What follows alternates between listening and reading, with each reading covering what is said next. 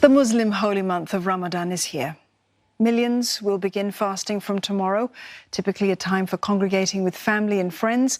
The holy month will be a muted affair for the second year running as COVID-19 continues to spread.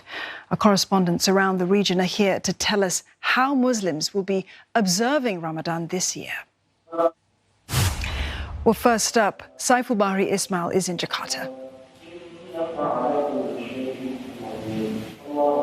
I'm at the Sunda Kelapa Mosque in central Jakarta, and the government has just announced that Tuesday will be the start of Ramadan. Muslims here are glad to know that this year there is less strict COVID-19 restrictions as compared to last year. Authorities have allowed mosques to open for night prayers during Ramadan, but with COVID-19 health protocols, of course.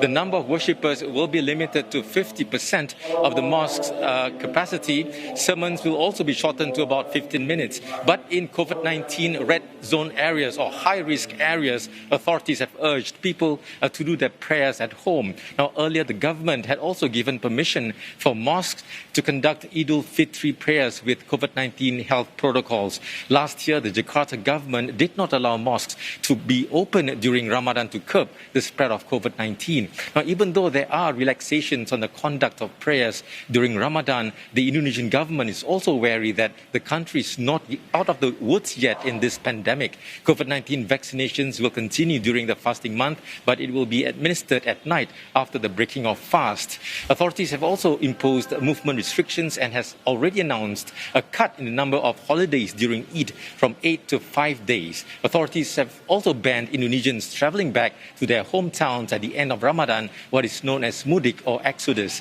The ban on mudik will be from 6th to 17th May. Let's speak to Melissa Go in KL for a look at how Ramadan is being marked in Malaysia. It's also traditional here for predominantly Muslim population in this country to actually mark the beginning of Ramadan by gathering at neighborhood mosques like this one here for special prayers called Tarawih. Now, last year, only 4 or 5 people were allowed in because of COVID-19 restrictions. But this year, there is no limit provided the 1 meter distancing rule is observed. Now, worshippers must bring their own mats, wear face masks throughout the prayers, and have their temperature taken before entering. Now, also this year, Ramadan bazaars will be back in business. Now, 65 bazaars will be open in the capital, Kuala Lumpur alone, starting tomorrow, offering all kinds of goodies for breaking fast. Now, indeed, many Malaysians felt deprived last year because the bazaars were all cancelled. So this year, the government wants to give people more choices, and hopefully this will help to cheer sentiments and spur the economy. But traders are encouraged to use e-wallets to minimize contact and observe strictly all SOPs because COVID-19 cases are still very high at over 1,000 a day. Now let's take a look at how Eid celebrated in Mumbai. I'm here at Muhammad Ali Road in Mumbai. This is a vibrant Muslim area.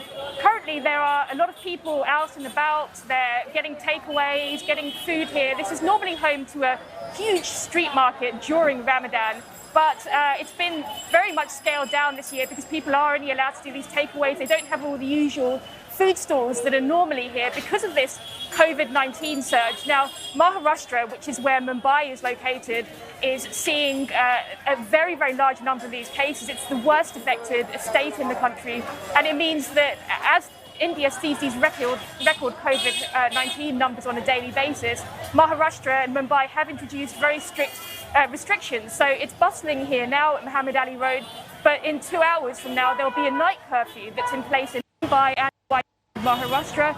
So all these people will have to go home. Mosques are also closed here in Mumbai, like they were closed last week in the state of Maharashtra, along with other places of worship. Given the high numbers of cases, we've seen more than 63,000 cases confirmed in the state of Maharashtra in the past 24 hours.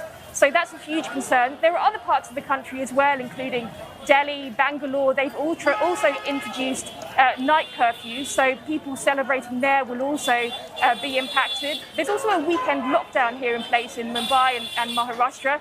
But what people are really worried about at the moment is that there might be a full lockdown that comes into force in Mumbai and the wider state because of these 19 cases. And that will have an even bigger impact on the way that the Ramadan is observed here. So that's really what people are looking out for at the moment, particularly a lot of the businesses around this area. They do a roaring trade normally during Ramadan, but if there is a full lockdown, that's really going to hit them very, very hard indeed. Back to you.